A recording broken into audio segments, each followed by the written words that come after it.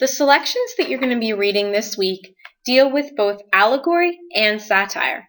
Therefore, for this week's direct instruction, I would like to take some time to explore these two literary elements and practice some activities with them in order to better understand them when we encounter them in literature. Let's begin with an allegory. What is an allegory?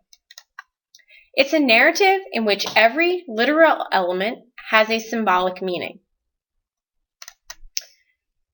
An allegory, a story, is a symbol of and in itself. So not only is it a compilation of symbols, but the actual story is considered a symbol overall. It doesn't just contain symbols. We need to remember that symbols are anything that stands for or represents something else. So the flag standing for freedom, the bald eagle standing for the United States, a heart standing for love. These are all very common symbols that we are all pretty familiar with. And those are the things that we are looking for in an allegory. But we also need to remember that an allegory has an overall symbolic meaning. You are going to be specifically reading this week The Turtle, which is a chapter from The Grapes of Wrath, which is a Steinbeck novel. This chapter is considered an allegory. The first thing that you need to know is that the novel The Grapes of Wrath, you do need to have a basic overview of what this novel is about, and there is information in your book when you go to read it. The novel tells the story of the Joads. They are a family of farmers who are pushed off their land during the Dust Bowl of the Great Depression, and they are forced to travel out to California to look for work. And it's about the struggles that they encounter as they leave their home behind and go in search of a better life during this very hard and difficult time in the United States. In this particular chapter, the description of the turtle, obviously it's called The Turtle, there is a turtle in it, and the landscape can be related to the Joads and their struggles. So throughout this chapter, you're going to be introduced to this turtle who is doing nothing more than trying to cross the road. And this is no easy feat for this turtle because of a lot of obstacles that he encounters along the way. And this is symbolic and can be related to the same struggle that the Joads are encountering in their journey across the United States. The allegory of the turtle helps Steinbeck to express the theme of the novel, and this is common in most allegories, that they're somehow related to the overall message or theme that the author is trying to express. The theme in this particular novel is one of survival, and the idea that determined struggle is the best response to the obstacles of life. So as the turtle and the Joads are continuously forced to overcome these obstacles, by being determined and continuing to try and to struggle, they're going to be successful and they're going to be able to overcome them. I'd like to do a little bit with allegory and theme. We're going to do this one together, and then you'll do the one on your own.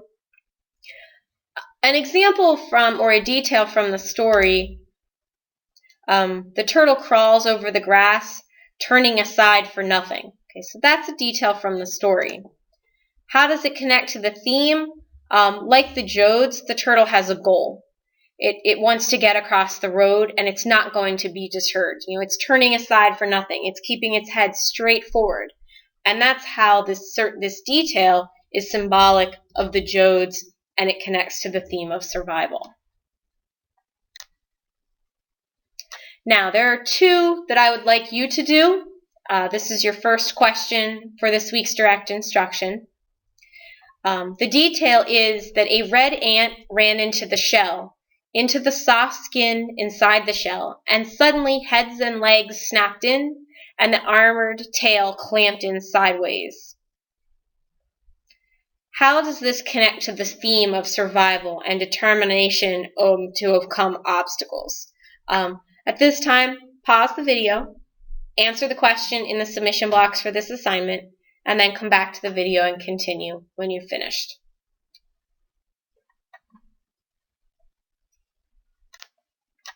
Second question, the detail. After being hit by the truck, the turtle is flipped over and rolled off the highway. Lying on its back, the turtle was tight in its shell for a long time, but at last its legs waved in the air, reaching for something to pull it over. How does this connect to the theme?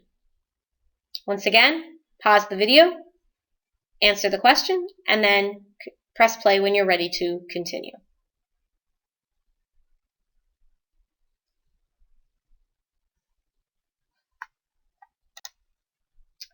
The second story that you're going to read this week, or it's actually a poem, deals with satire. So let's talk about satire for a little bit. What is satire? Satire it's contained in it's a piece of media. It can be a story, a cartoon, a television clip. Any piece of media can contain satire. Its mission is to show what's wrong with any number of groups. So it can point out the wrongdoings or the incorrectness of an individual, of a group, of an institution, like a school, like a government, of an idea, or even of in society as a whole. When you think of political cartoons, they often will poke fun at the president or the United States, or if Egypt or Britain or somebody is doing something that this cartoonist feels is incorrect, they will often point that out. It usually contains some view for correcting the issue. So it is portraying a wrongness, but that there is some way to also for that group or individual to make it right. It also relies heavily on tone to relay the writer's attitude. Satire can be humorous, it can be serious, it can be mean. It all depends on the tone the writer is taking, which also has a lot to do with word choice. Here's the activity for satire. Public service announcements have used satire to promote particular points of view.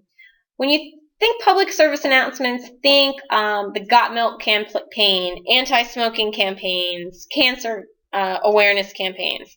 And here is an example of satire in a public service announcement.